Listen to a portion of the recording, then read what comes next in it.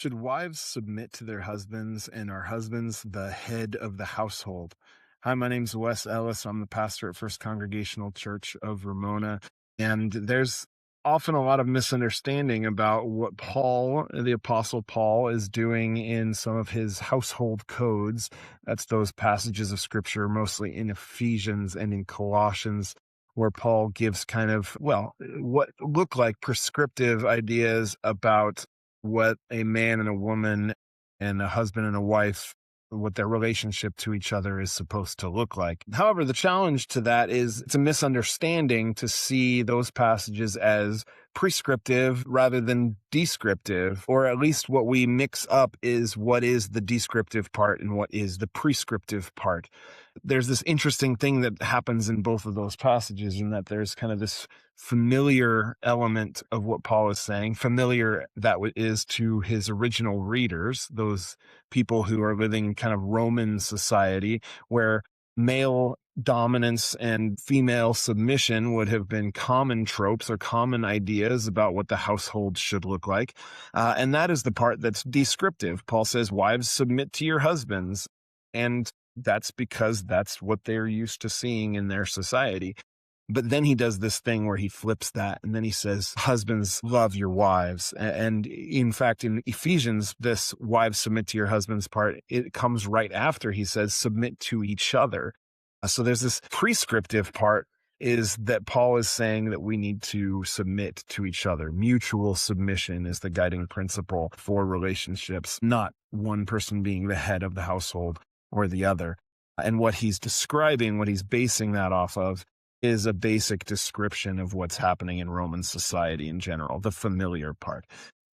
So if Paul were doing this today, he'd probably say something like, oh, wives should stay home and stay in the kitchen, and men should keep working. But men should empower their wives and support them. Men should make sure that women are equally compensated and fairly paid for the work that they do. And men should ensure that women's authority is taken seriously in society. So Paul would be doing something more subversive, something more mischievous, I would say, than just reifying the thing that's familiar. Instead, what he's doing is he's using the familiar description of society and using it to give a prescription of a more mutually submissive, mutually loving kind of way of inhabiting the world and relationships. So we need to really understand that what this is pointing to is a bigger question about how we're supposed to interpret Scripture.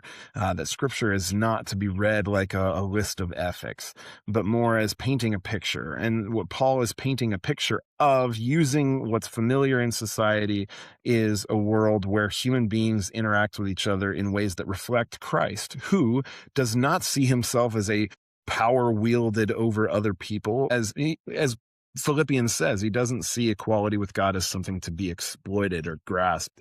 Instead, he makes himself a servant. And so this idea that the Bible prescribes a kind of male authority over women is based on just a misunderstanding of Scripture, and a really unfortunate one, because it's led to some pretty abusive relationships and abusive habits, even in the church. And it's led to Christians endorsing and even incentivizing kind of masculine hegemony, or a kind of masculinity that actually is unlike Christ. Dominance is never part of the Christian story. And the idea that a relationship should operate on a submission and obedience is just not reflective of who Jesus is or what he commands us to do. So we really need to catch the irony.